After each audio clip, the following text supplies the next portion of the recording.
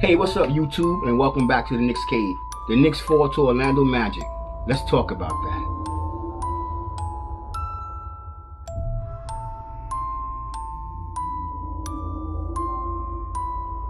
Hey, what's up YouTube? Before we get started, you already know, I would like for you to hit that like button. Don't forget to subscribe and definitely leave a comment, and I will definitely get back to you.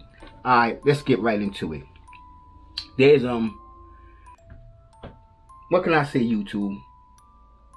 There's 3 reasons why we lost that game last night, and I'll get into it. Like I said, welcome back, and yes sir, we dropped this game to Orlando Magic, and I'm gonna give you my 3 reasons. And I'm really, as you can see in my demeanor, the thing about being a Knicks fan, for me, you know what I'm saying, I'm not just your commentator, I'm a fan. When the Knicks lose, it hurts. I don't know, I have friends who say they stopped being a Knicks fan because it was too much stress. You know what I'm saying? It was too much stress for them. You know what I'm saying? After the Knicks lose. Let's get right into my reason. Reason number 1 why we lost that game last night.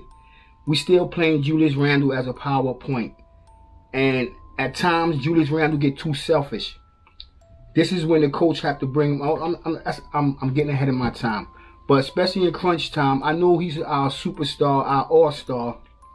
But at the same time, you have 4 other players on the team.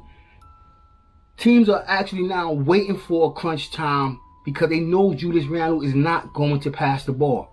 It's getting predictable. And at the same time, he's taking the other players out the game when he do this.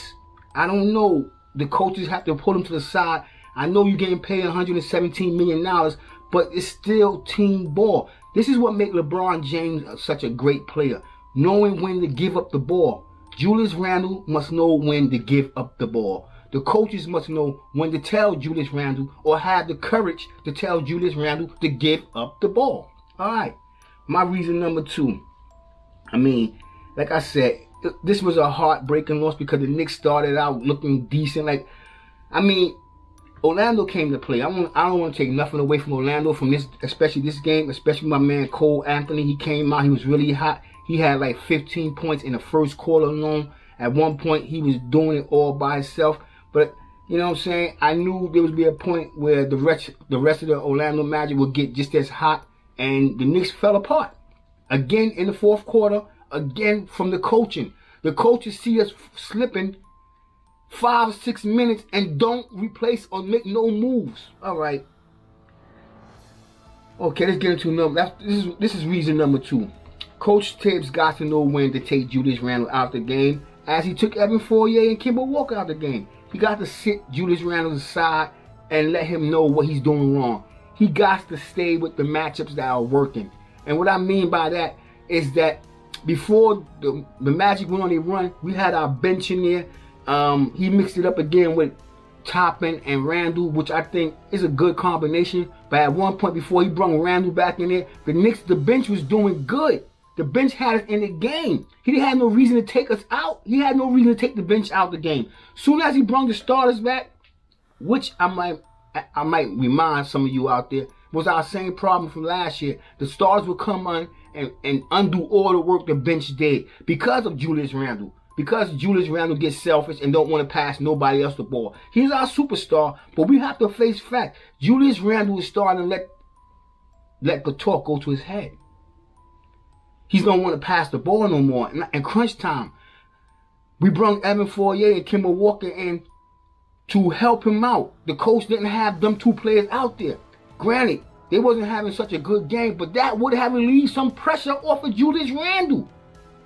Come on, what I mean by that, Kemba Walker is a player that can break down, whether he got a good game going shooting wise, but he can still break down the defense off dribble penetration and leave other people open. He would make better decisions than Julius Randle was making with the ball. Only decision Julius Randle was making is, I'm going to put it in the basket. No matter what, I'm going to put it in the basket. They got 5 players on me. They fouling me. The refs is not giving me the call. I'm still going to shoot the ball. And we, at some point in time, we got to let Julius Randle know that it's not working. It's not working. The coach got to do that. That's the coach's job. That's not the fans' job. But Julius Randle, as much, I'm going to say it like this. Julius Randle is going to win us a lot of games, but he's also going to lose us a lot of games. All right? And number 3, point guard penetration. from opposing teams. We need Deuce McBride out there earlier. I'm being honest with you because I don't want to put Derrick Rose in the starting lineup because he really helps that bench. As you can see, he came out at one point. He was the only person to really keep us in the game. Julius Randle had 30 points, but that was a useless 30 points. Let's be honest. That was a useless 30 points. Derrick Rose keeps us in the game. And we need Derrick Rose with the second unit.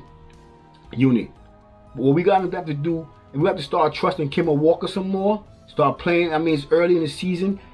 Start playing him a little bit more longer. I know a lot of you might not agree with me, but either that or we don't have to start him. We got younger guards like Terrence Ross and Cole Anthony. We need to put our younger guards on them, players that can keep up. And we know Deuce McBride he's known for his defense. What the fuck is you doing, Tibbs? Alright. Let me go into my notes. I know I just kicked off 3 reasons, but there's a couple of things I wanted to talk about. You know what I'm saying? Like I said, another reason, not even a reason, but Julius Randle should have drove more to the basket early in the game because Wendell Carter Jr., his foot speed couldn't keep up with Julius Randle. That's something that Julius Randle didn't take advantage of. He just settled for a jump shot. I know the Knicks, the coach, want us to take more threes, but the 3 ball wasn't falling. The Knicks shot 64. The Knicks are shooting. Free throws is killers. Let me just get back to it. The free throws are killers. The Knicks are shooting 64% as a team from free throw line. And I don't know why Evan Fournier wasn't out there. He is our second best player at this point. Not R.J. Barrett. He came and replaced R.J. Barrett right off the bat, and he should have been out there. It would have took some pressure off of Julius Randle. Cole Anthony got hot in the first quarter. You know what I'm saying? I don't know, man. I'm being honest with you. And the thing about it, Randle turnovers is killing us. Randle turnovers is killing us. Let me get to the stats and everything. Let me get to the stats of the game. Let me just get to the stats of the game. Let me be honest with you. Patient with me, man. Just be patient with me. Just sit here a little longer. Alright. Orlando Magic beat us 110 to 104, 6.4. Julius Randle played 38 minutes. He had 30 points, 16 rebounds, 3 assists. 3 assists. 2 turnovers. Wow. It looked like he had more than 2 turnovers, you want to be honest with me. He had 4 blocks and 2 steals. He shot poorly from the field. He went 8 for 24 from the field. 2 for 10 from downtown, but yet he kept putting the ball up. He went 12 for 14 from the free throw line. Mitchell Robinson, he had another double-double. Had a scare there for a moment, but he came back into the game. I thought it looked like his knee. It was awkward, but then they was working on his foot. But anyway, he came back into the game. I hope we don't hear anything, a lingering injury. He don't play in Tuesday night game. Barrett, 12 points, 33 minutes, 4 rebounds, 5 assists. He shot awful from the field, going 5 for 17, 1 for 7 from downtown, 1 free throw, 1 steal, and 2 turnovers. Evan Fournier, he had an awful shooting night, but he only played 26 minutes. And I think Evan Fournier is one of the players, and this is why I noticed too. Julius Randle is taking everybody else out their game because he's being selfish. I'm being honest. There was a lot of times that Evan Fournier was wide open. R.J. Barrett was wide open, and Julius Randle forced a shot. Somebody gonna have to sit him and talk to him like, yo, this is what LeBron do. This is what you need to be doing. All right. Kemba Walker had 10 points. He played 19 minutes. He had no rebounds. He had 3 assists. He went 4 from 8 and 2 for 5 from downtown. 4 from 8 from the field. And Derrick Rose. Derrick Rose came out and he was that helping key. But we needed Kemba Walker and we needed Evan Fournier on the floor at certain times, and the coach just didn't recognize that, and that's why we lost this game. And to be honest with you, I'm gonna tell you, I knew Knicks was gonna lose this game. I wrote down my notes. I knew the exact moment the Knicks was gonna lose this game. I'm gonna tell you, I think that was 11 minutes and 5 seconds into the fourth quarter of the game. Not even the fourth quarter. It was 11 minutes, of the fourth quarter. I knew the Knicks was going to lose that game because Ross hit his first basket.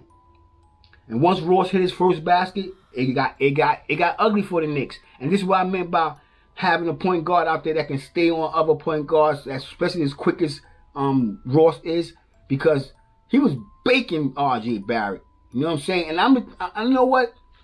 I'm throwing something out there, and some of you might agree with me, some of you might not. I think RJ Barrett's problem is Julius Randle. I mean, the commodity of the team is good, but Julius Randle just take everybody else out the game with the selfishness. When the ball, it was no ball movement last night.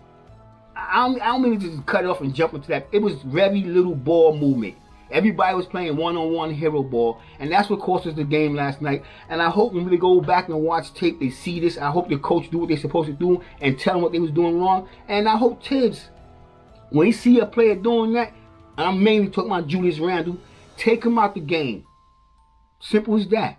Take him out the game. Because after Ross hit that first shot at 11 minutes and 5 seconds in the game, he went crazy. He basically scored like